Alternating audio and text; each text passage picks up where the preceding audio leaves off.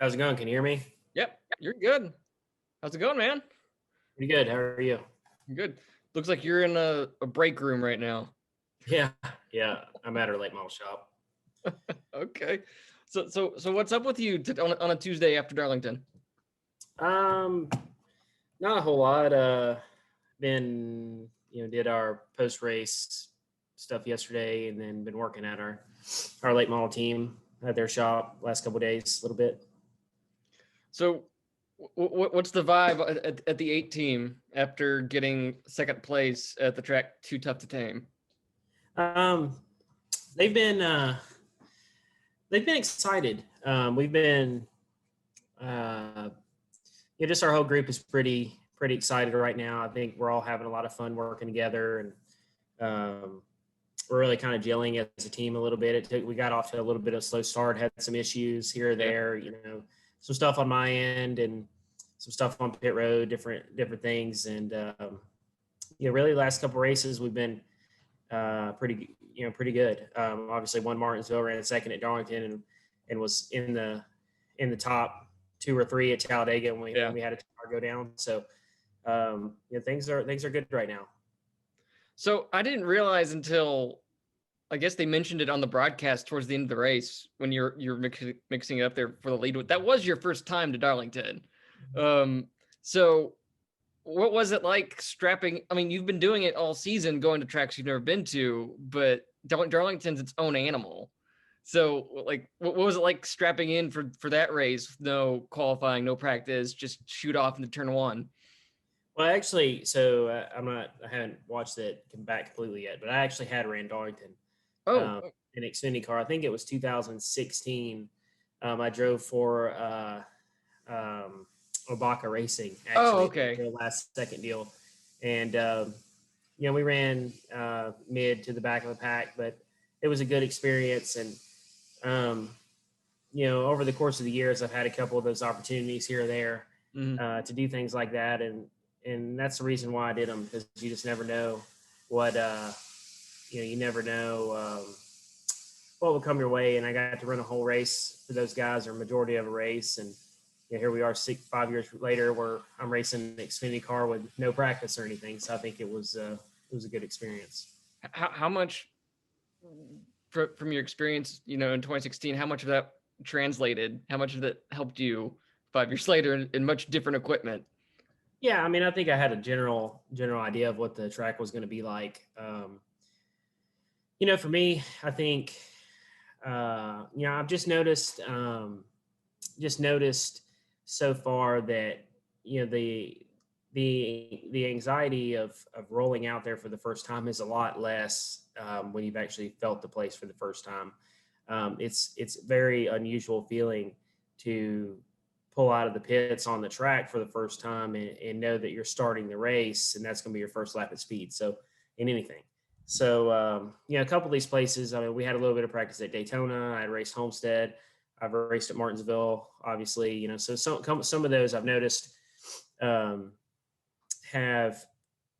the beginnings of our race has been a little bit better because, I have some experience there. So what was your favorite part about Darlington as a track, and were you surprised at all when you were in the mix there at the end for the win? I really wasn't sure. I was pretty optimistic going to Darlington. I have a lot of experience on kind of worn out type surfaces with the late model car, and you hope that it translates, but you don't really know. I remembered in 2016 when I ran there, how difficult of a place it was, and the car that I was in was obviously a handful. So, I was optimistic going there that it would be better. And I knew Junior Motorsports has really good cars there, so I knew the car would be there. I just knew it would be tough. I wanted to really be patient early on and just try to make it to the end of the race, because you got to get to the end there and take care of the car. And I think it was honestly one of the most fun experiences I've had in a race car ever. Cool. So you mentioned late model tracks with rough surfaces. Is there like a specific track that you've competed on that was similar at even remotely similar to Darlington? Well, I think generally a lot of the tracks we race at in especially in North Carolina and South Carolina have a similar surface to that. It's just they that just the tires wear a lot. It gets slick, restarts are slick, different things like that. So I think just that feeling was pretty no, more normal to me. I don't know if I could necessarily compare it to one place, but versus going to some of these tracks that have a lot more grip. Obviously, it's a lot more normal than that. So you have 4 races left in the 8. Mm-hmm. Which 4 are those? I know the last one's Nashville, right? Yeah, Dover, Charlotte, Texas, and Nashville. Okay, so of those 4, which are you looking most forward to going to? Which one do you think you have your best shot at? I don't know. I think those are all 4 going to be pretty tough. Dover this weekend, it's hard to say. Junior Motorsports' cars run very well at Dover, so that makes me a little bit more optimistic going there, and put together an ARCA East deal for me to run that race on Friday.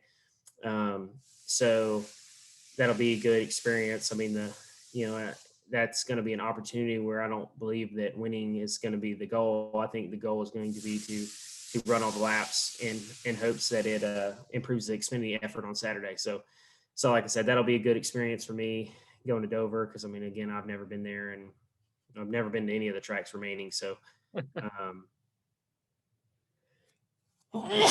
sorry about that. Charlotte, Texas, Nashville. I mean, it's all mile and halves. I assume that probably a few of those are going to have a bunch of cup drivers in them.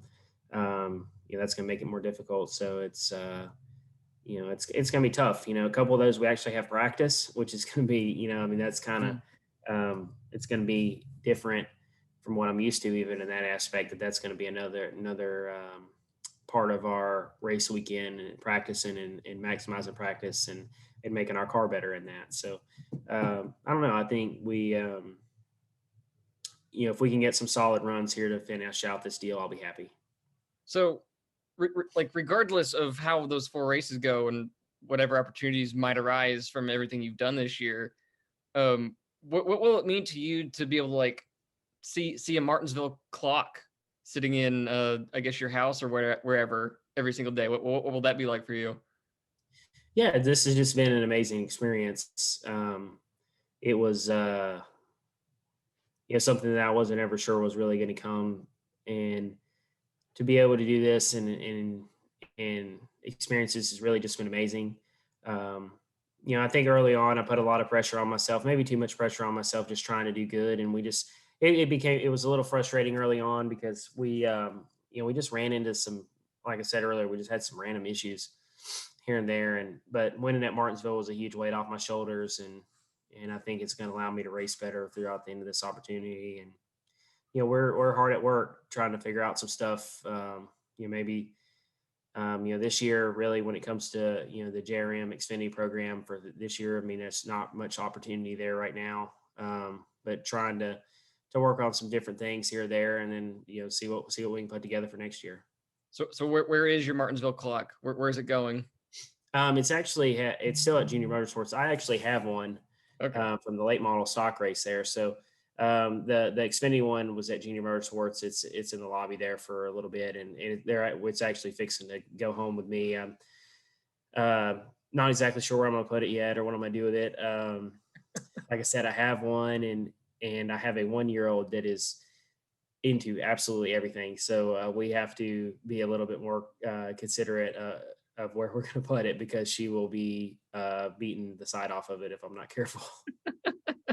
That's awesome.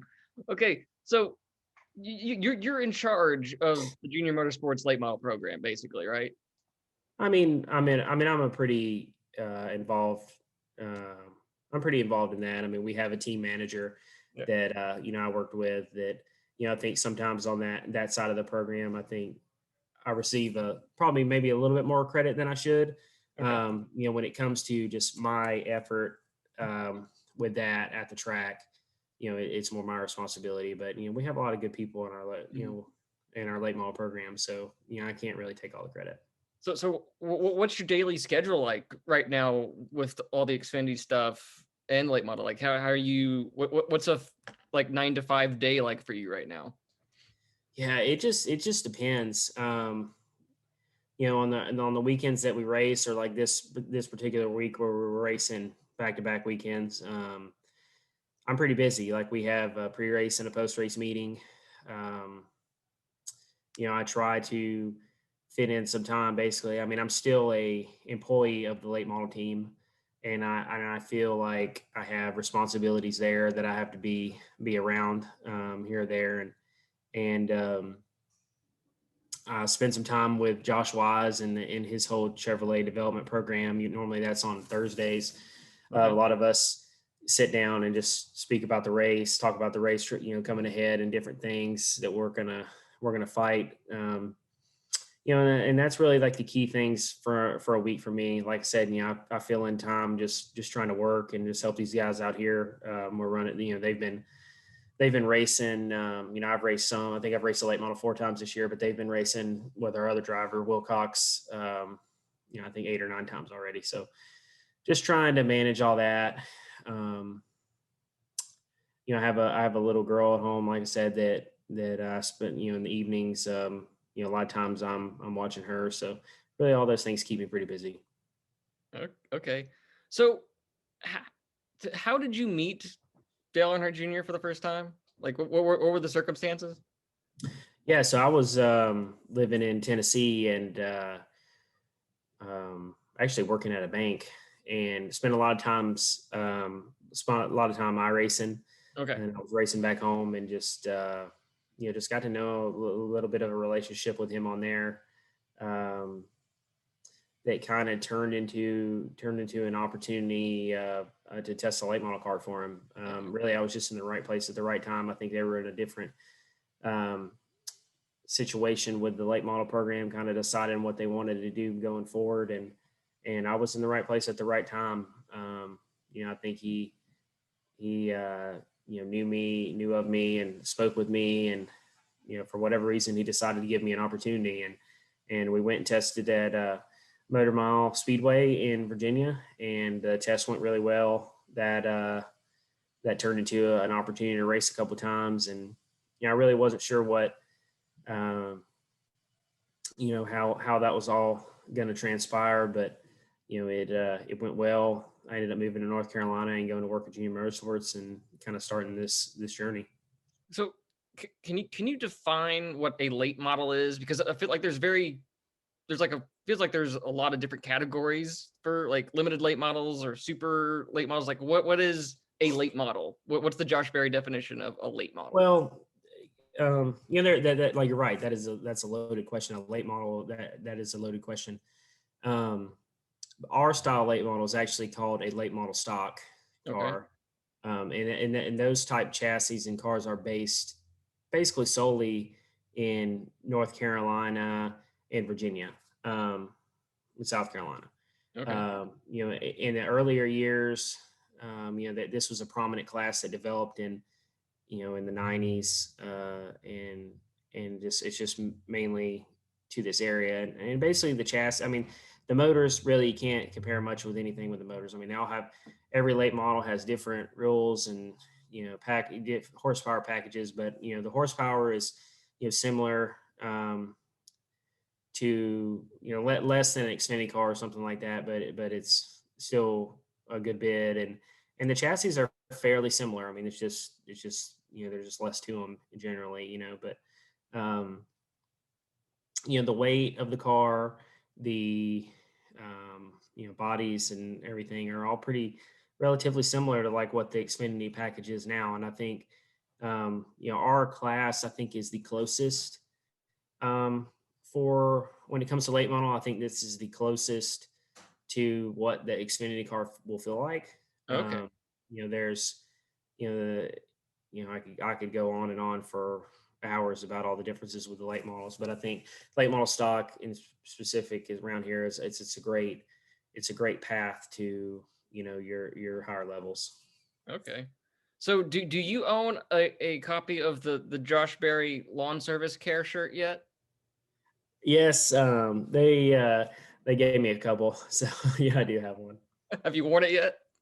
Yeah, a couple times. I thought it was clever. I hate the circumstances. The Yeah. racer in me was, just aggravated by everything. But I understand, I mean, they sold a good many of them, and it's good. I see them around there every now and then. I go to um, late model race. Ran the late model car a couple weeks ago, and I laughed because I got there and I saw a couple people wearing them, probably just because they knew I'd be there. But it was funny. Like from your career, like what's a favorite piece of like merchandise that's connected to your career that you have or that's been made? Yeah, I mean, I think that a lot of the stuff this year is really kind of it. That's Yeah. not something that I've done much of over the course of the years. I don't really know why. I think at times I wish I would have done that more. So especially for the fans at the short track races, late model races and stuff. But um, yeah, I don't really have a favorite. Okay. That's not something that's I think it's cool, but I'm not super passionate about. I'm very kind of old school. I just don't and maybe that's not to my benefit at times, but I'm just kind of an old school racer. Really, it's kind of how I think of myself. I'm just enjoy being around the sport and being around the race cars and working on them some, and just all the experience that goes with it. Okay. So speaking of old school, I want to end this interview on like some rapid fire questions, but they're very specific rapid fire questions. So you're 4 months older than me. We're both 30 years old. I'm curious. When people meet you for the first time, how old do they think you are? Because I think we Probably have the opposite problem. I think I kind of have a younger babyish face, but you kind of look older. How older do people usually think you are? Yeah, I would say probably a couple years younger than what I really am. I think Oh, people really? Okay. forget how long especially in racing, I think people forget how long I've actually been doing this. So, Yeah. yeah, most of them might say 28, something like that, Oh, really? so Okay. maybe a little bit, but not way younger. Okay. So, but this batch of questions, I want you to put yourself in the mind of 10-year-old Josh Berry. Okay. So 2001. Okay. Uh, Disney Channel or Nickelodeon? Nickelodeon for sure. Yeah. Favorite Nickelodeon show? Man, trying to think. I know there's something I'm probably not. I remember Hey Arnold was one that I always watched. Rocket Power. Gosh, I could think. I'm sure I know there's plenty of them that I'm missing out. But yeah, I honestly never was into Disney at all. So definitely Okay. Nickelodeon on that one. All right. Keenan or Kel? Man, Keenan, I thought was always super funny. Big guy, funny, goofy. I'd say I'd go with him. Okay. Who was your favorite NASCAR driver in 2001? In 2001, I would say Jeff Gordon.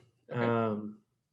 He, when I first started watching racing, when I was about really, I would say I really remember watching, I was probably 6 or 7 years old. Um, Jeff was winning all these races. He had a season, I think it was 97 where he won 13 or 14 times, and he had the 98. It was 98. yeah, not yeah, and beautiful DuPont car with all the colors, and Mhm. he was just young and excited, and that was my guy there for a while. NSYNC or Backstreet Boys? Really never listened to either that much, but if I had to pick, I feel like Backstreet Boys had better music. Okay. Shania Twain or Faith Hill? Mm. Shania Twain.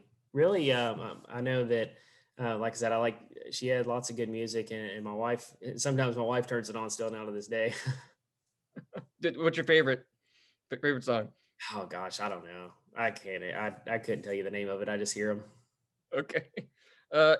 If I were to find Josh Berry in his fifth grade lunchroom, what Lunchable would he have? Probably something simple, turkey and cheese with the crackers, or ham and cheese, something like that. I never really was a big fan of the pizza ones, so probably go. Really? Yeah. Wow. Okay. Okay. That's a curveball. I was not expecting that. PlayStation, Nintendo 64, or other? Man, I had them both. I would definitely say I played the PlayStation more, but uh, there was nothing like the Mario Kart on the N64. So I'm gonna say both, maybe all to that one. Okay, that's awesome. That's appropriate given your career choice. So, all right, man. That's all I got for you. So, what are your expectations this weekend with Dover? I think realistically, I think if we shoot for a top 10, that would be a good day for us. I think anything better than that is great. I think that's kind of my mindset going forward. I think after getting the win at Martinsville, and I think if we kind of aim for a top 10, and if we can do a little bit better than that at each one of these races, I think we'll be doing good. Really, it's been frustrating the DNFs that we've had are just bad finishes because some of them I think have just kind of been out of our control. So I just really would like to knock down some good top 10 finishes here and end this thing on a positive note. And you should be starting towards the front Mm. since you finished second. So that'll definitely, I would imagine, help at least early on in the race. Yeah, I think it definitely does.